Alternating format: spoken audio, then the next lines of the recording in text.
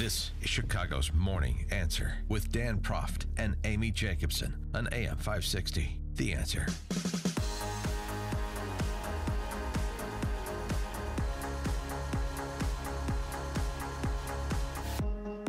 Good morning and happy National Nude Day.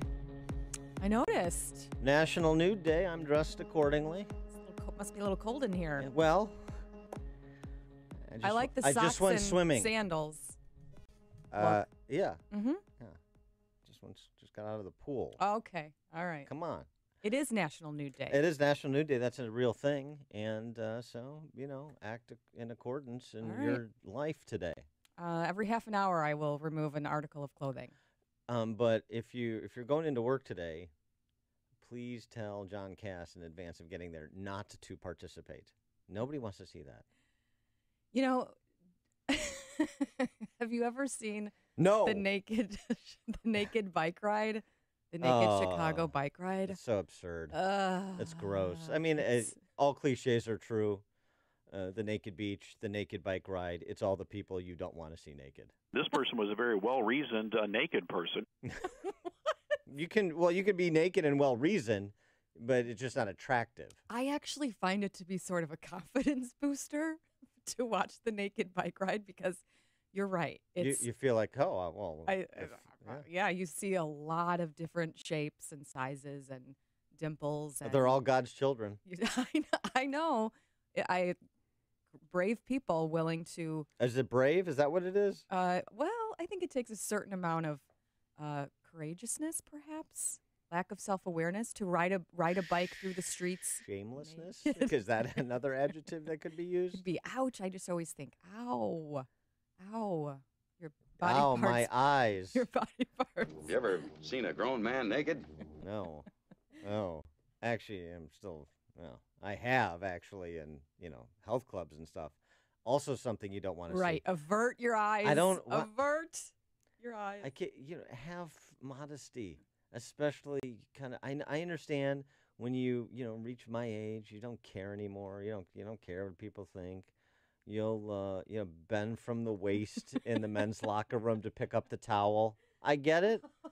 But just have a little modesty, have a little consideration for others. See, women are not like that. The gym where I attend, on certain days that I get there, it's just as this senior citizen swimming class. Oh, yeah. Sure. So, but even women in their 70s and 80s, they try to cover up. Nobody's walking around and parading through the locker room like I hear happens in men's locker rooms. They're trying to cover up. It's just difficult, I think we should adopt the Islamic culture with respect to certain people and mandate the full burqa. I don't disagree. Yeah. Yeah. All right, National Nude Day. Maybe peruse a mirror before you make a decision on whether to participate in National Nude Day or the nude bike ride, or to not, wait to take a shower at home in the club. You know what I mean? People like to shower right after their workouts. No, I understand. Maybe, But there are towels and robes and things to definitely a robe. Cover yourself. Towel is not enough. Definitely a robe. And maybe you wait till the locker room clears out. You see, you can get a little pocket where nobody's in there. Okay, switching from the ridiculous to the serious, the Charlie Gard case. Charlie Gard, his parents were before the London High Court yesterday as the instruments of the state heard testimony, including from a U.S. doctor who would be the doctor that would conduct the experimental treatment on Charlie Gard. Were his parents allowed to take their 11-month-old son to the United States, secure him from the state, and take him to the United States for this experimental treatment for this rare genetic disorder that he has? They've raised $1.6 million to pay for the experimental treatment through the voluntary donations of concerned individuals. And Chris Gard and Connie Yates stormed out of the courtroom yesterday after arguing with the judge. They returned later in the day. I can understand why it's a bit emotional when you're arguing about whether the state has dominion over your child or you do. I can understand. I'd be a little exorcised about that too. The doctor in question, 10% chance of improving, says the doctor about Charlie Gard's condition. Now, the London hospital, which, according to press reports, it's revered as one of the world's best children's hospitals, has argued Charlie, who can neither see nor hear, move or swallow or even breathe without the help of life support, should be removed from his ventilator and allowed to die with dignity. Here's the die with dignity movement. This ghoulish Orwellian die with dignity movement. One of the world's best children's hospitals. Let that wash over you. The hospital has said a world where only parents speak and decide for children, and where children have no separate identity or rights and no court to hear and protect them, is far from the world in which this hospital treats its child patients. Just repeat the beginning part of that quote. I find that to be stunning. A world where only parents speak and decide for children, where children have no separate identity or rights. So it's not. So that's where the state steps in, because the state is in the best position to speak for children who are in a context where they're not being abused, they're being defended, not in a context where their life is being endangered. It's in a context where their parents are trying to save it. But that doesn't mean that the parents are best positioned to speak for their child, their son in this case. The state is. Yeah, it's astounding. So they stormed out of the courtroom because I think there was some indication or implication from the judge that that removing him would harm him. And Chris Gard at one point punched the table, and his wife said he's not suffering and in pain. If he was, we wouldn't be up here fighting for that. The doctor, the U.S.-based doctor, has also said he would be willing to come to London to examine the boy, but given the hospital's position, they're not going to allow a random doctor to come in and treat one of their, I shouldn't even say patients, their property. That's how they're treating Charlie Gard.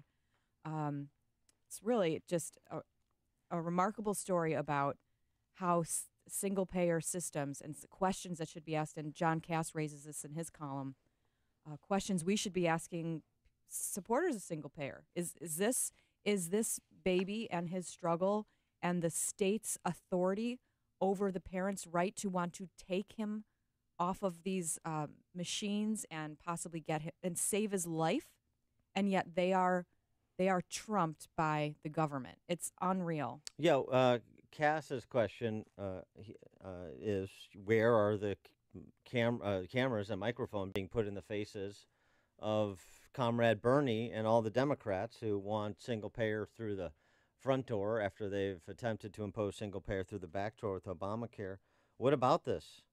Who should be in charge? What is your view on the position that NICE, the Orwellian acronymed state-run healthcare in Britain, has taken on the Charlie Gard case? Mm-hmm. Is that something you'd be comfortable with if it was your 11-month-old son instead of Mr. and Mrs. Gard's 11-month-old son? Is that just c'est la vie? Hey, that's the way it goes. It's a rounding, not even necessarily an error. That's just the way it goes. The state, we should defer to the state, not the parent.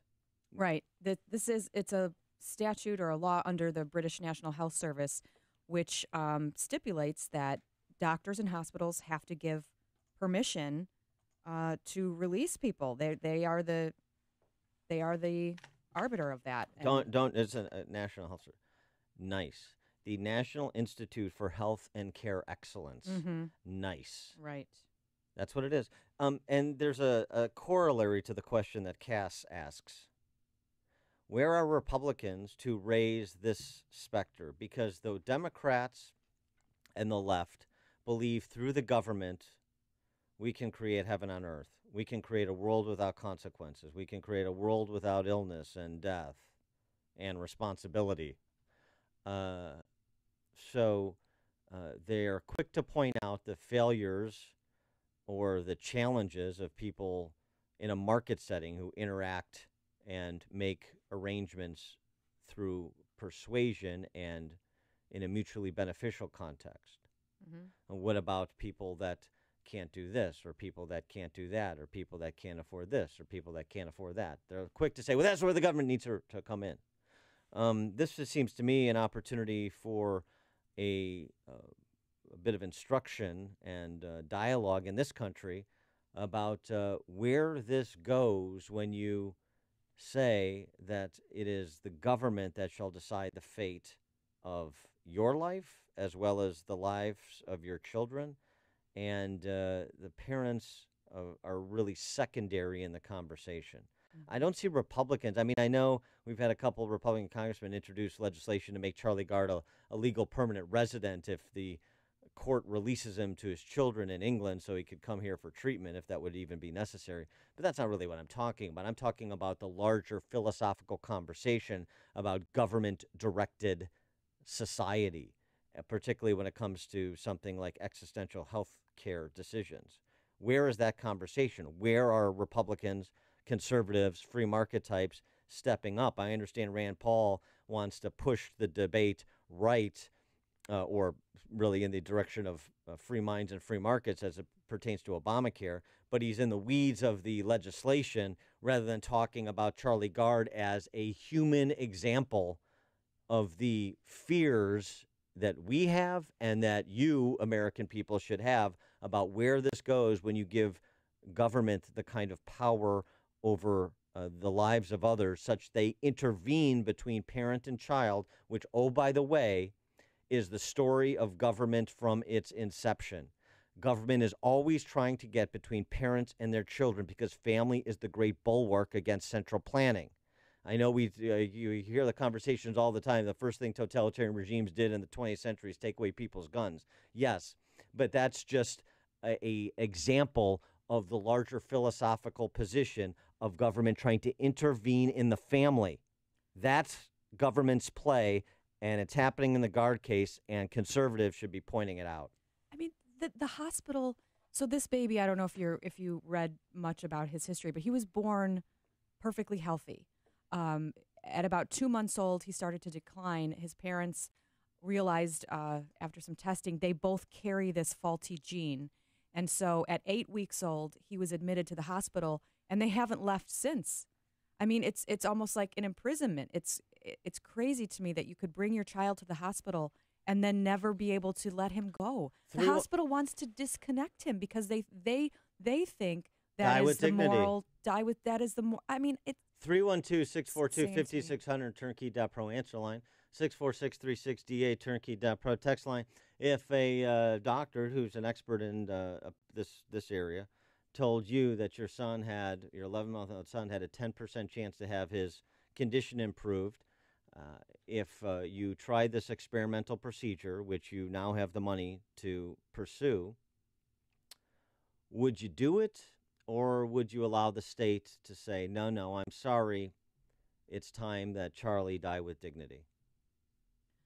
I just... You have children. I don't. I do, and so he was 8 weeks old when he was admitted, and my son, when he was 7 weeks old, had a really high fever, and so we were in the hospital for about a week with him, and it's just, it's crushing. You know, I didn't want to set him down for every minute of every day that we were there, and every time a doctor came in, they had to do like a spinal tap on him. It was awful. It was just awful, and so I really feel for these parents. They're trying to save his life, and they're having to fight the government.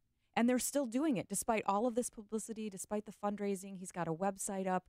He's still there. Right. He's still in this hospital. And at different points while he was there, the parents wanted to bring him home, take him off the ventilator, and let happen whatever was going to happen, but let it happen in their own home. Give him a bath, touch his hair, cuddle him. Maybe if he was not going to make it, be able to be, you know, in their own bed, in their own home when it happened. And the hospital has not allowed that to happen. It's really a crushing story. It's sick. It's depraved. It's what government is. Force, control, dominion over you. Understand that.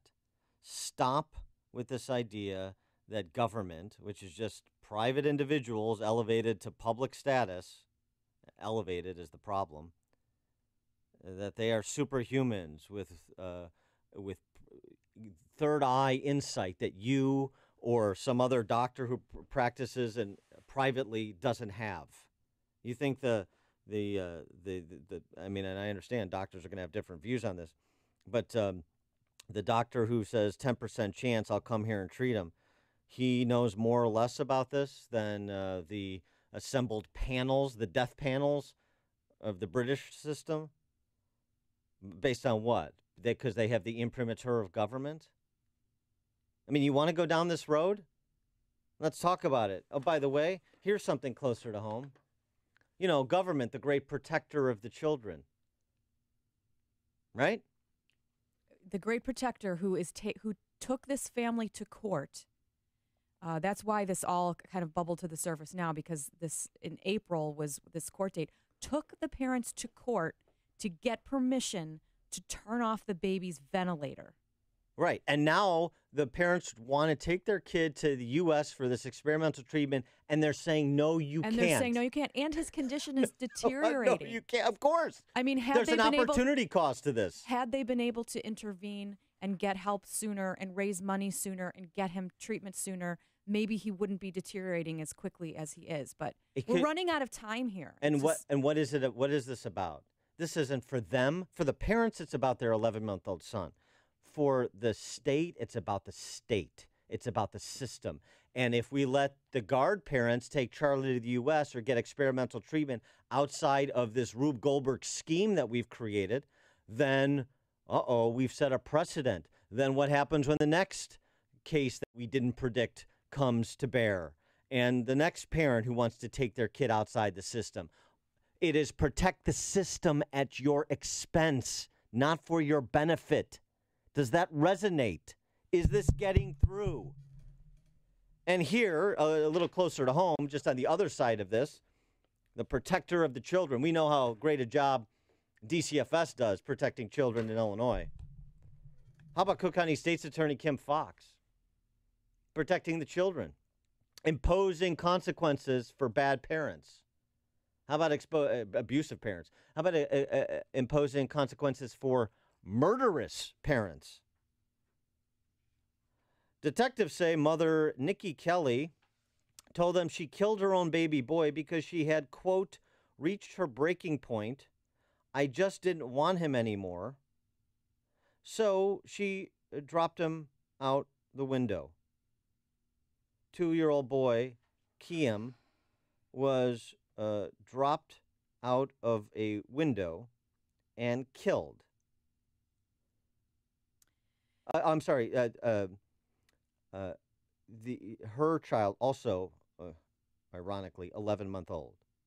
11-month-old. And the prosecution, what happened to the mom, Nikki Kelly, who dropped her kid out of a window because she just didn't want him anymore? Probation. Well, I know. She was under some sort of psychiatric care. Oh, you think? Well, I'm just saying it has to be some sort of mental illness going on here. So I'm trying to factor that into Kim Foxx's decision. This is from somebody who rented her the room where she did all this, but she faced a sentence. She was undergoing a psychiatric evaluation at Elmhurst Hospital. She faced a sentence of 25 years to life. She got probation for murdering her kid. I don't know. I can't explain it. It's awful. She planned. It was planned. She dressed him in an outfit you would put on your child before they're, going to be buried, and it was just. She was charged. I mean, the charge initially was manslaughter. It's planned. That's premeditated. I know, evidence of premeditation. You can't discard mental illness, and I don't know enough about. Yeah. Well, you can't. Probation. I don't know. I can't explain it. Lewis in Dayton, Texas. You're on Chicago's Morning Answer. Morning, guys. How are you doing this morning? Good. Before I start off on my comment, I want to say about what you were just talking about. You know, the problem with that is when you allow someone to get probation for doing that, you set a precedent for the next person to want to do it because they're going to look at that case and be like, oh, look, I can get away with killing my child, and also I'm going to get his probation. So I understand that there was some psychiatric maybe there, but at the same time, if she was competent enough to keep the kid with her, she was competent enough to deal with the consequences of that. How about